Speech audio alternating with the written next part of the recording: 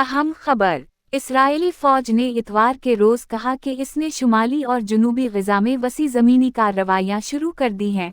फौजी कार्रवाई में इजाफा इसराइल की तरफ से रात गए हमलों के बाद हवा है, जिसमें कम अज़ कम 130 अफराद हलाक हो गए हैं।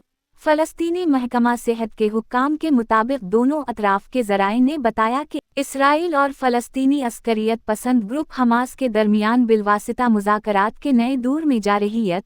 इसराइली वज़ीर आज़म बेंजामिन नेतन्याहू के दफ्तर को काटते हुए कहा कि मुज़ाकरात में जंग बंदी और यरग़मालियों के मुआहिदे पर बातचीत के साथ साथ हमास के अस्करियत पसंदों की जलावतनी के बदले में जंग के खात्मे की तजवीज़ भी शामिल है।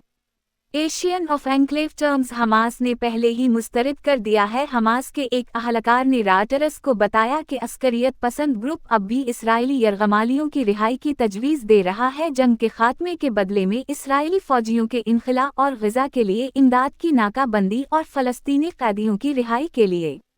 मैं इसराइली फ़ौज की तरफ से जारी की गई इस वीडियो में अच्छाई को बिल्कुल नज़रअंदाज कर रहा हूं और इसराइली अहलकार बयान करता है कि ये नया ऑपरेशन गैडून रथ है, जिसमें गुज़श्ता हफ्ते हमास के सैकड़ों अहदाफ पर हमलों की एक लहर शामिल थी, जिस मकसद के लिए वो कहते हैं कि यरग़मालियों की वापसी और हमास को ख़त्म करने के लिए इसकी क़यादत ग़ज़ा की है।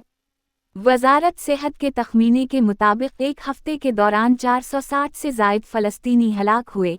130 या इससे ज़्यादा फ़लस्तीनी रातों रात या इस तादाद के अलावा हैं। इसराइल के रातों रात होने वाले हमलों में से एक ने जनूबी ग़ज़ा में बेघर होने वाले ख़ानदानों और खान यूनुस के ख़ैमा कैंप को निशाना बनाया, जिसमें ख़वातीन और बच्चे हलाक हो गए और दर्जनों ज़ख्मी हो गए और मकामी तिब्बी माहिरीन के मुताबिक ग़ज़ा में इसराइल का ऐलान करदा हदफ फ़ौजी और हुकूमती सलाहियतों का ख़ात्मा है। ये है रेडियो जीवे पाकिस्तान डिजिटल।